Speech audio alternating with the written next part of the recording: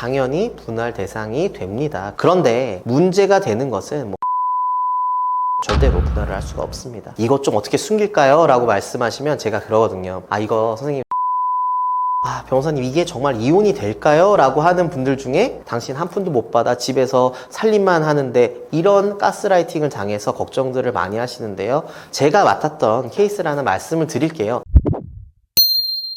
몇 대 몇으로 분할하느냐, 이게 제가 가장 많이 받는 질문 중 하나인데요. 얼마나 살아야지, 또 얼마나 일을 해야지 어떻게 분할받는다, 이렇게 딱 법으로 정해진 건 없습니다. 그런데 최근에 어떤 주류적인 판례나 제 어떤 수천건의 경험에 비추어 보면 경제활동을 하지 않는다고 하더라도 육아와 가사를 어느 정도 상당 부분 전담을 했고 10년 정도 결혼생활을 유지했다면 특별한 사정이 없는 한 절반 정도의 기여도는 인정받는 게 보통입니다. 네, 그렇죠. 아무래도 1대1까지는 아니지만 어떤 외부 경제활동과 어떤 집안에서의 육아 가사를 동등하게 보는 어떤 경향이 많거든요. 그런데 내가 가사까지 다, 육아까지 다 담당을 했는데 돈까지 벌었다. 그러면 당연히 50%에 초과하는 만큼을 인정해야 좀 공평한 거 아닐까요? 기본적으로 CCTV는 없지만 또 반면에 시간은 남편에게나 아내에게나 똑같잖아요. 그런데 상대적으로 경제활동을 많이 했다면 그만큼 일반적으로 가사나 육아를 많이 한다라고 봐주는 게 많고요.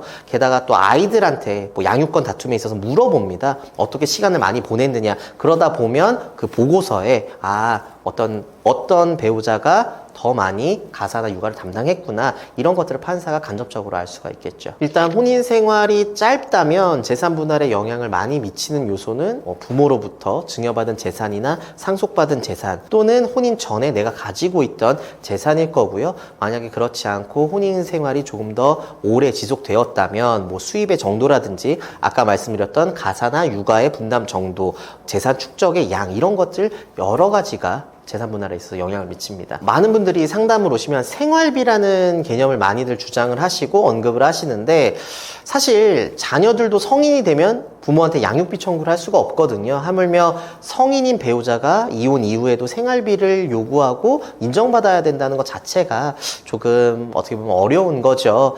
그야말로 양육비는 자녀의 양육을 위한 최소한의 어떤 제도입니다. 그렇기 때문에 여러 가지 양육비 지급을 보장하기 위한 제도들이 있지만 당장 한두 달 끊길 경우에 이걸 해결할 수 있는 돌파구는 사실상 많이 없는 게 안타까운 현실이고요.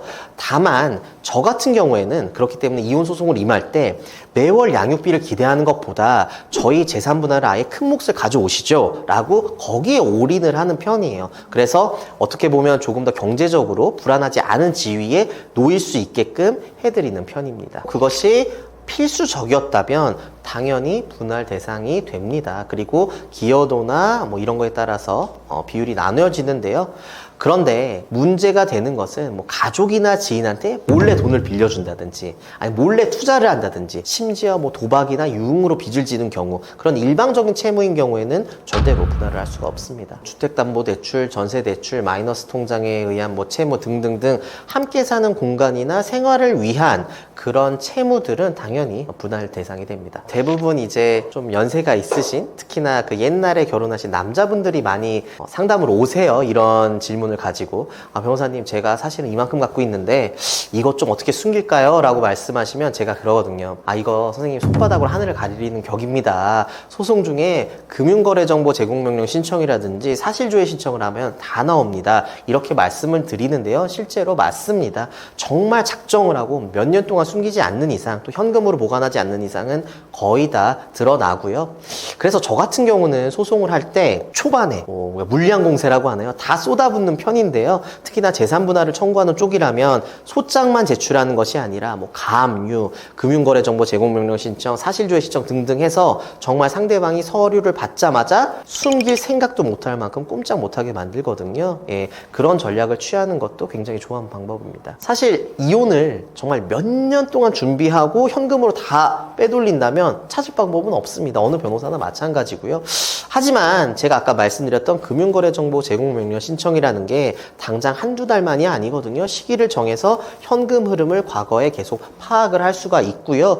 그리고 국세청 자료를 조회를 해보면 이 사람 수입이 어느 정도 됐구나 간접적으로 또 알아볼 수가 있잖아요. 그래서 방법은 정말 많습니다. 다만 이제 섣부르게 이혼을 준비하시고 전문가의 도움을 받지 않으신다면 상대방이 소송 중에도 은닉을 할 수 있는 부분이 있기 때문에 반드시 좀 전략을 제대로 세우시고 임하시는 것이 좋을 것 같습니다. 아까 말씀드렸던 각종 신청을 통해서 조회를 해볼 수가 있는데요. 사실 뭐 저야 이혼 전문 변호사고 밥 먹고 이것만 하니까 쉬운 이야기일 수 있는데 어느 기관에 어느 목적으로 어느 정도의 기간 동안 조회를 해야 되느냐 이것부터 벌써 막히게 되거든요. 그렇기 때문에 아주 뭐 쉬운 일은 아닙니다. 하지만 소송 중에 충분히 가능한 일입니다.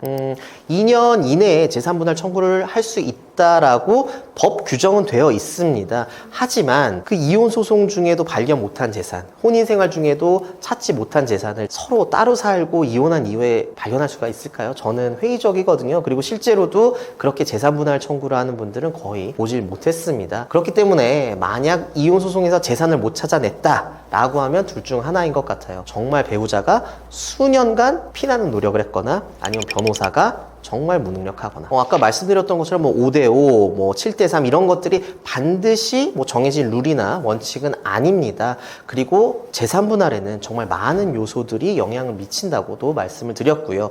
만약에 부모로부터 재산도 많이 물려받았고 또 내가 혼인 전에 모아둔 재산도 많았는데 가사의 육아에 경제활동까지 한다면 당연히 50% 이상 받는 것이 공평하고 판결도 그렇게 나오는 편입니다. 네, 저도 참 안타까운 게 두 가지가 하나는 변호사님 이게 정말 이혼이 될까요? 라고 하는 분들 중에 정말 10분 중 9분은 이혼 사유가 되는데 그거를 망설이시는 분들이 많고요. 게다가 재산분할은 아까도 말씀드렸죠. 당신 한 푼도 못 받아 집에서 살림만 하는데 이런 가스라이팅을 당해서 걱정들을 많이 하시는데요. 상당 부분 아이가 뭐 초등학교 들어갈 정도로 육아를 하시고 가사를 하셨다면 아까 말씀드린 50% 정도의 기여도는 인정이 됩니다. 이게 제가 그냥 추상적으로만 말씀드려서 좀 와닿지 않으실 수도 있는데 제가 맡았던 케이스라는 말씀을 드릴게요. 제가 맡았던 케이스의 의뢰인은 여자분이셨는데요. 좀 안타깝게도 부정행위를 저지른 분이셨어요. 그래서 제가 처음부터 전략을 아예 이렇게 짰습니다. 선생님, 저희 위자료는 당연히 줘야 되고 반성하셔야 됩니다. 다만 재산 분할은 제가 받아드리겠습니다. 왜 그랬냐면 혼인 생활이 15년 정도 됐었는데 아이 2명을 다 이분이 육아를 담당하신 거예요. 가사 다 이분이 하시고요. 정말 남편은 전기밥솥도 쓸 줄 모르는 그런 분이셨는데 심지어 수입도 많을 때는 2배, 평소에는 1.5배 정도 저희 의뢰인이 받고 있었습니다. 그래서요, 판결이 어떻게 났느냐. 위자료 물어줬습니다. 당연히 잘못을 한 거고 혼인 파탄에 책임이 있기 때문에 2천만 원을 물어줬는데요. 재산분할에 있어서는 70%를 인정을 받았어요. 그래서 실질적으로는 남편보다 약 4억 원이나 더 받게 된 그런 케이스가 있었습니다.